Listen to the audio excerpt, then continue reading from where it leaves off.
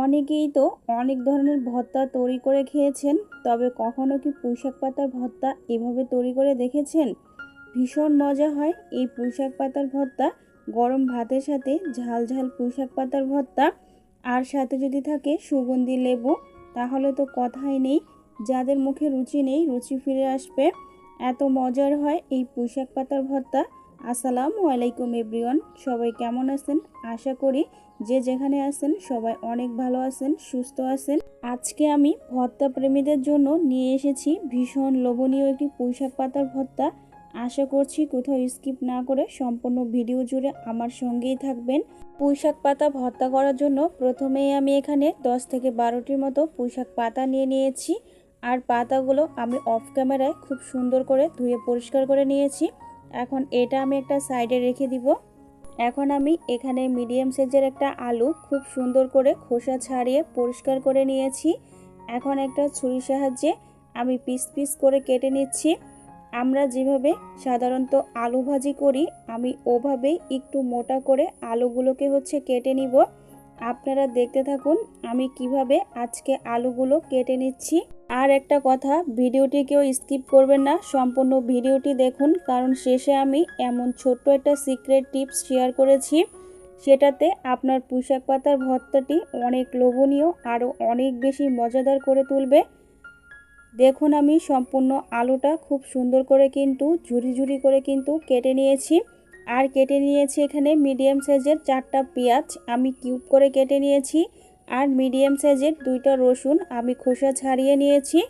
আর লাগবে 4 থেকে 5টার মতো কাঁচামরিচ। এখন আমি চুলায় একটি প্যান বসিয়ে দিয়েছি।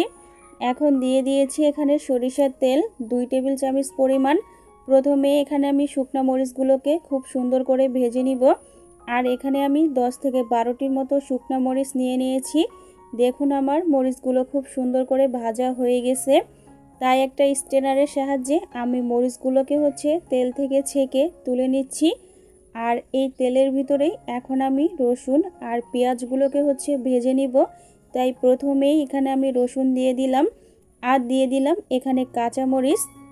আর এখন কিন্তু আমি পেঁয়াজ দিব না, যেহেতু রসুন হতে একটু লেট হয়, এর জন্য মরিচ আর রসুন দিয়ে আমি খুব সুন্দর করে হালকা একটু ভেজে নিব। দেখুন আমার এগুলো হালকা একটু ভেজে নেওয়া হয়ে গেছে। এখন আমি পেঁয়াজ অ্যাড করে দিয়েছি।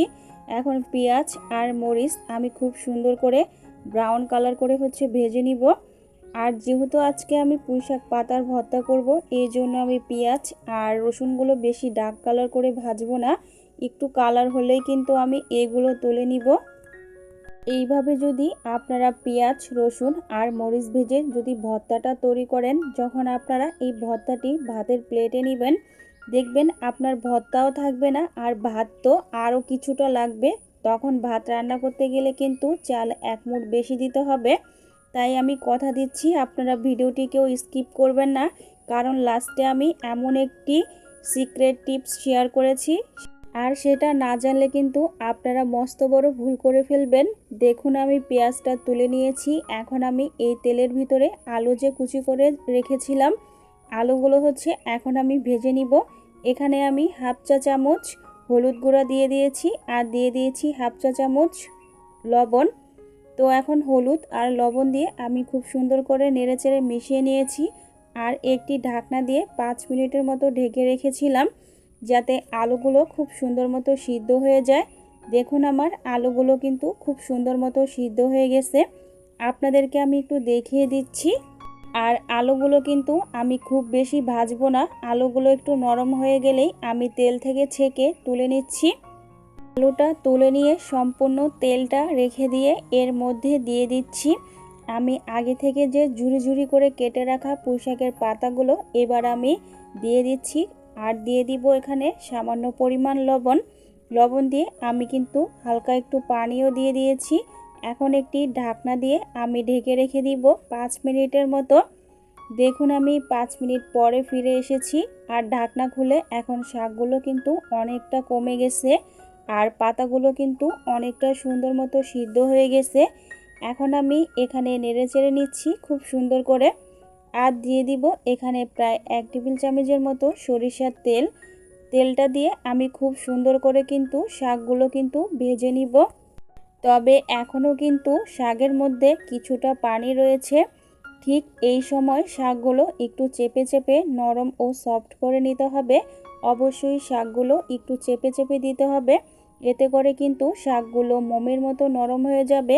না চেপে দিলেই কিন্তু শাকগুলো দড়ি দড়ি হয়ে যাবে। দেখেই বুঝতে পাচ্ছেন শাকগুলো কিন্তু আগের তুলনায় অনেকটা নরম ও সফট দেখাচ্ছে। এবার চুলাটা অফ করে শাকটা আমি একটা প্লেটে নিয়ে নিচ্ছি। আর এই শাকটা কিন্তু খুব সুন্দর মতো কিন্তু ভেজে নিতে হবে। যতটা সুন্দর মতো ভাজা হবে আপনার ভর্তাটি খেতে কিন্তু ততটাই ভালো লাগবে। আমি এখন চলে যাব পুঁইশাক পাতার ভর্তাটি তৈরি করার জন্য। তাই একটা মিক্সিং প্লেটে আমি শাকগুলো নিয়ে নিয়েছি একটা সাইডে। আর এখানে আমি যে শুকনো মরিচগুলো ভেজে রেখেছি, এখন শুকনো মরিচের যে বোটা বা বোট ওগুলো হচ্ছে আমি ফেলে দিব। আর এখন দিয়ে দিলাম এখানে স্বাদ মতো লবণ। মরিচ আর লবণ দিয়ে আমি খুব সুন্দর করে এটাকে গুঁড়ো করে নিব। ততক্ষণ গুঁড়ো করে নিতে হবে যতক্ষণ মরিচটা একেবারেই গুঁড়ো গুঁড়ো হয়ে যায়। তো আমার মরিচটা গুঁড়ো করা হয়ে গেছে। এবার আমি দিয়ে দিচ্ছি মাঝারি সাইজের দুইটা পেঁয়াজ আমি কুচি করে নিয়েছি। আর পেঁয়াজটা দিয়ে খুব ভালো করে লবণ দিয়ে খুব সুন্দর করে কিন্তু আমি মেখে নিচ্ছি। আর পেঁয়াজটা কিন্তু যতক্ষণ না সফট ও নরম হয় ততক্ষণ কিন্তু পেঁয়াজটা খুব ভালো করে মেখে নিতে হবে। এবার দিয়ে দিচ্ছি এখানে আমি 1 টেবিল চামচের মতো হচ্ছে সরিষার তেল। তো তেলটা দিয়েও আমি খুব ভালো করে মেখে নিয়েছি। এবারে এর মধ্যে রসুনগুলো আর পেঁয়াজ ভাজা আর মরিচ এগুলো আমি দিয়ে হাত দিয়ে খুব ভালো করে মরিচগুলো আর রসুনগুলো কিন্তু গলিয়ে দিতে হবে। আর আমি এইভাবেই আজকে হাত দিয়ে পুঁইশাক পাতার ভর্তাটি তৈরি করে দেখাবো। আপনারা চাইলে কিন্তু শিলপাটায় বা মিক্সিং জারেও কিন্তু ভর্তাটি তৈরি করে নিতে পারেন। তবে আমরা সবাই জানি হাত দিয়ে যদি ভর্তা তৈরি করা যায় তাহলে ভর্তাটি অনেকটা মজা লাগে আর খেতে দারুণ হয়। আর এখান থেকে কিছুটা পেঁয়াজ ভর্তা আমি রেখে দিলাম। এখন আমি ভেজে রাখা যে আলু ওটা দিয়ে আর বাকি যে পেঁয়াজ ভর্তা ওটার সাথে আমি খুব ভালো করে মেখে নিব। আর এখানে আলুগুলো কিন্তু আমি খুব বেশি মেখে নিব না, আলুগুলো কিন্তু এমনই থাকবে। আর আমি যতটা সম্ভব মেখে নিচ্ছি। এইভাবে যদি আপনারা পুঁইশাক পাতা দিয়ে আর আলু দিয়ে যদি ভর্তা করেন দেখবেন আপনার ভর্তাটি এতটা মজার হবে, সেটা আমি না বললেই নয়, আপনারা বাসায় তৈরি করে খেলেই বুঝতে পারবেন। এখন আমি পেঁয়াজ ভর্তা আর আলু মেখে রাখা ওটার সাথে পুঁইশাক পাতাগুলো আমি খুব সুন্দর করে মেখে নিব। এখন আমি সব কিছুই হাত দিয়ে ভালো করে মেখে নিচ্ছি। আমি শুরুতেই কিন্তু বলেছিলাম আপনাদের সাথে আমি ছোট্ট একটা সিক্রেট টিপস শেয়ার করব। আমার এটাই হলো সেই সিক্রেট টিপস। আপনারা যখন পুঁইশাক পাতাটি ভর্তা করবেন অবশ্যই ছোট সাইজের একটা আলু এভাবে কুচি করে সেটার সাথে আপনি ভর্তা করবেন পাতার। দেখবেন আপনার পুঁইশাক পাতাটি খেতে এতটা মজার হবে আর লোভনীয় হবে, দেখবেন বাড়ির ছোট থেকে বড়রা কিন্তু অনেকটা পছন্দ করবে। আর গোপনে কিন্তু আপনার রেসিপি জানতে চাইবে যে আপনি কিভাবে আজকে এই ভর্তাটি তৈরি করেছেন। আর বিশ্বাস করুন এই ভর্তাটি খাওয়ার পর যেই খাবে সেই কিন্তু আপনার প্রশংসা করতে বাধ্য হবে। আমি বলছি না, আপনি নিজেই যখন তৈরি করবেন আপনি তখনই বুঝতে পারবেন। তো বন্ধুরা, দুর্দান্ত একটা পুঁইশাক পাতার ভর্তা কিন্তু আমাদের তৈরি হয়ে গেছে।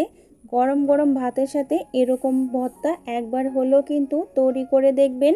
আর কমেন্ট করে জানাতে কিন্তু ভুলবেন না কেমন লেগেছে। আর খুব কাছ থেকে ভর্তাটা আপনাদেরকে আমি দেখাচ্ছি কতটা লোভনীয় ও মাশাল্লাহ দেখাচ্ছে। দেখতে যেমন মাশাল্লাহ, খেতেও কিন্তু খুবই সুস্বাদু ছিল।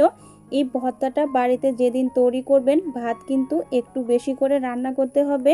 আর বন্ধুরা, আমার এই রেসিপিটি যদি আপনাদের ভালো লাগে তাহলে কিন্তু লাইক কমেন্ট শেয়ার করে রাখতে ভুলবেন না। সেই সাথে চ্যানেলটি সাবস্ক্রাইব করে বেল আইকনটি প্রেস করে দিবেন। এই পুঁইশাক পাতার ভর্তাটা ভীষণ মজার হয়েছিল। এই লোভনীয় এই পুঁইশাক পাতার ভর্তার স্বাদ পেতে হলে অবশ্যই একদিন ট্রাই করে দেখতে হবে। আশা করি আজকের এই পুঁইশাক পাতার ভর্তার রেসিপিটি আপনাদের কাছে ভীষণ ভালো লেগেছে। আজকের মতো আমি এখানেই বিদায় নিচ্ছি। আপনাদের সাথে আবার দেখা হবে নতুন ও সহজ কোনো রেসিপিতে। ততক্ষণ পর্যন্ত সবাই ভালো থাকবেন, সুস্থ থাকবেন। আল্লাহ হাফিজ। আসসালামু আলাইকুম।